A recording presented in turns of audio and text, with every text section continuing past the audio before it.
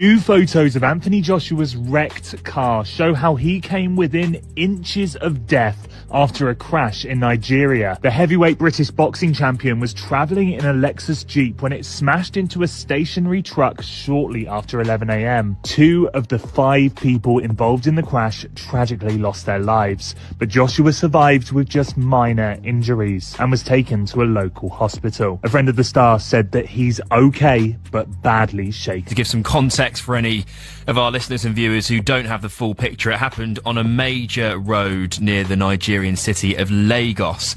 That was at around midday local time yesterday, 11 a.m. UK time here.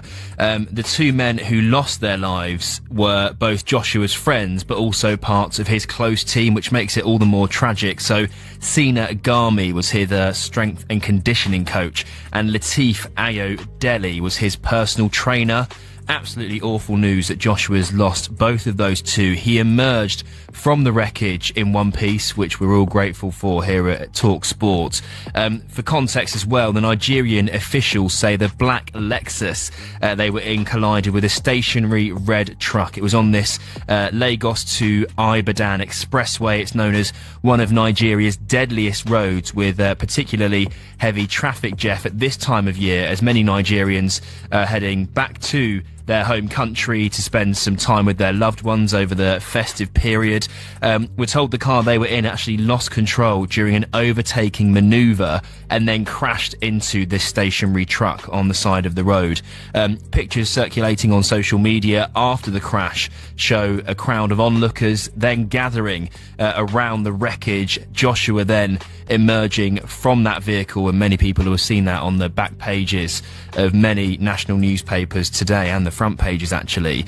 Both Joshua and the driver survived, so 2 managed to emerge in one piece. 2 sadly lost their lives. They were immediately evacuated, Jeff, to a specialised medical facility in Lagos, which is one of the major cities in Nigeria.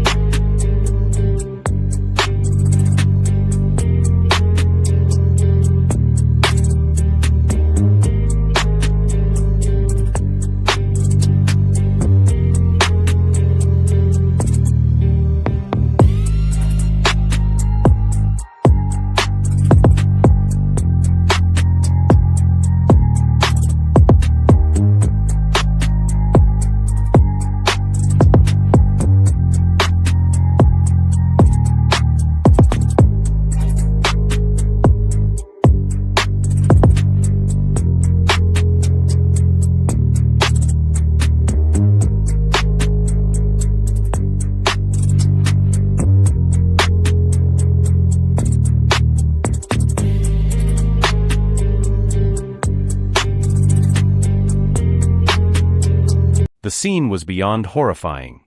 Anthony Joshua's Lexus Jeep lay completely destroyed on one of Nigeria's most dangerous roads, the twisted wreckage marking the end of 2 innocent lives. In a single violent moment, 2 of Joshua's closest confidants, his strength coach and personal trainer, were taken from him without warning. Seated on the opposite side of the vehicle, the heavyweight champion survived with only minor injuries, a haunting reminder of how thin the line between life and death truly is. But what unfolded next, the full truth of that day, is even more unsettling than the crash itself. This was not just an accident, it was a devastating, life-altering tragedy that exposed a shocking absence of humanity in its aftermath. Quick, get Joshua on the horn, ASAP. We need to hear from him about what he's feeling right now so I can write about it and make money off it real quickly in my piece. What do you mean he doesn't want to talk to us? That doesn't make any sense. Fine, alright, I'll just go ahead and say he couldn't be reached for a comment. How selfish. I understand it's just like standard journalism, but that kind of thing always just rubs me the wrong way in the event of a tragedy where they try and like reach out to whoever survived it or something as quickly as they can so they can be like the first outlet to have a statement from them. I don't know, that never really fully sits right with me.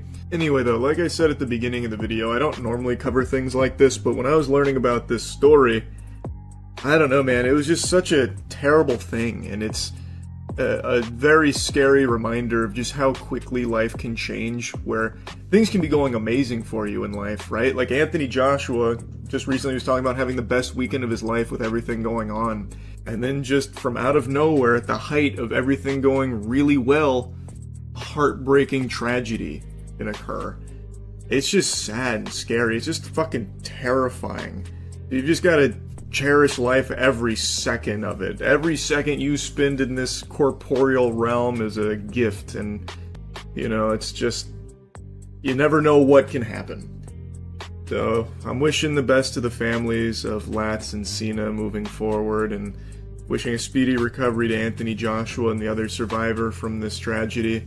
And I just kind of wanted to talk about this a little bit because when I was reading about it, man, it was... The two men who lost their lives were identified as Cena Gari, Anthony Joshua's strength and conditioning coach, and Latifi Odelli, his personal trainer.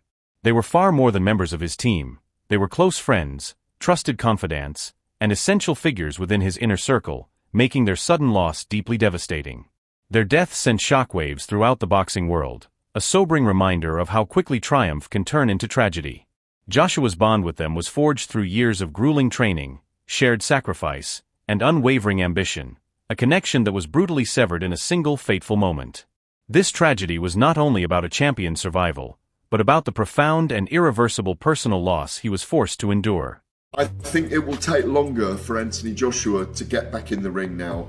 The other side of it, Raheem, is that he may feel that he wants to go in there to do something for their families, to make their names resonant, to fight in memory of his friends and his aides, and only he will know right now. And we haven't had a statement from him yet, have we? So I expect that will come in the next few days, and you just wonder whether he doesn't need to fight anymore. He doesn't have to earn money anymore. He's incredibly wealthy, generationally wealthy. He may even decide that's it. This is a sign, that's it. But he may decide it's the opposite. There's so many, I mean, this is conjecture from me now, but it will be very interesting to see what he says and how he moves from here. The fatal incident occurred on the Lagos-Abodon Expressway, a notorious stretch of road long feared as one of Nigeria's deadliest, plagued by heavy traffic and dangerous conditions, especially during the festive season. At approximately 11 a.m. local time, Anthony Joshua's black Lexus slammed into a stationary red truck, instantly turning an ordinary journey into a scene of catastrophic devastation. This was no minor collision.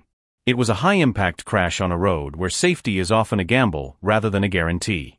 The sheer violence of the impact left eyewitnesses in shock, reinforcing the expressway's grim reputation in the most tragic way imaginable. Biggest stars in the sport of boxing, and the fact that he has just come off a massive moment for his career, and you know, his notoriety and his spotlight is a big reason why he's back home in Nigeria in the first place. And this story obviously starts with his name, but it doesn't end there. As Anthony Joshua, luckily by the grace of God, and by the way, I should say, you know, prayers to everybody involved and their families, to those that have passed. I pray for grace for their family in this heightened era of social media where everybody is more focused on the attention grabbing, on the headline, on the click. And as we'll see in a second, you know, more people are focused on filming at the scene of a crime versus having some damn grace and some humility and trying to help people. But just an all-around awful situation. Joshua was, like I said, in Nigeria with two of his best friends. Again, I want to be sensitive here. I don't know the full names of these people, but and I certainly won't be showing any video of the deceased in today's video. I've seen that video going around on Twitter today, and again, makes me sick to my stomach to watch people parade around videos of the deceased laying deceased in the road and showing them no grace. That's just disgusting. Early reports surrounding the cause of the crash offered conflicting accounts. One version claimed the Lexus lost control during a dangerous overtaking attempt, crashing head-on into the parked truck. Another suggested a sudden tire failure triggered the chain of events, causing the vehicle to strike a stationary car before the devastating final impact. In the chaos that followed, the exact sequence of moments remains unclear, but both accounts point to a sudden, inescapable disaster. What is certain is that a routine drive unraveled into an irreversible tragedy within seconds, and the immediate aftermath. Chilling images and videos flooded social media, capturing the raw reality of the scene before any official statements could be made. Crowds quickly gathered around the mangled wreckage, phones raised, recording the devastation. The footage showed a visibly shaken Anthony Joshua stepping out of the crushed vehicle, images that soon dominated national newspaper front pages and back pages alike. The exposure was unfiltered and relentless, forcing millions to confront the scale of the tragedy in real time, long before authorities could offer clarity or context. The digital age magnified the horror, allowing the entire world to witness the aftermath in real time.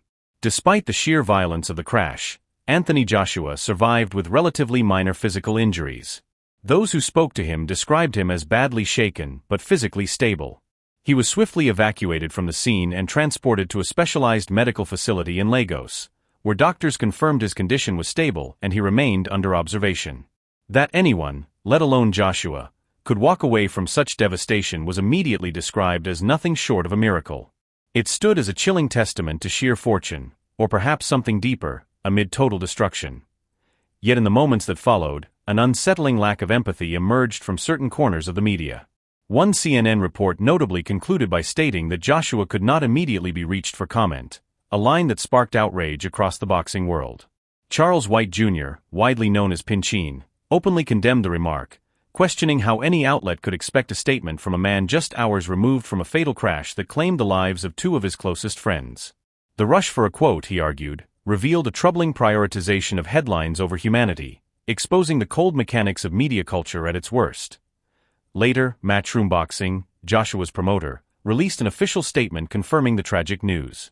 The message expressed profound sorrow at the passing of Cena Gari and Latifi Odelli, honoring their lives and acknowledging the devastating loss felt not only by Joshua but by everyone who knew them. The official statement acknowledged Cena Gari and Latifi Odelli as not only key members of Anthony Joshua's team, but also close friends whose presence in his life went far beyond the professional. It also confirmed that Joshua had been hospitalized for medical checks and treatment, emphasizing that his condition was stable and that he remained under observation. This formal confirmation added a sobering weight to the already horrifying reports, transforming shock into collective grief. For the boxing world, it was a somber moment, one in which fans, fighters, and promoters mourned alongside their champion. The suddenness of the tragedy was made even more painful by Joshua's own social media activity just days earlier. His final Instagram story showed a carefree, joyful moment, a short video of him playing table tennis with one of the men who would soon lose his life. That fleeting glimpse of friendship, captured just before fate intervened, struck fans deeply.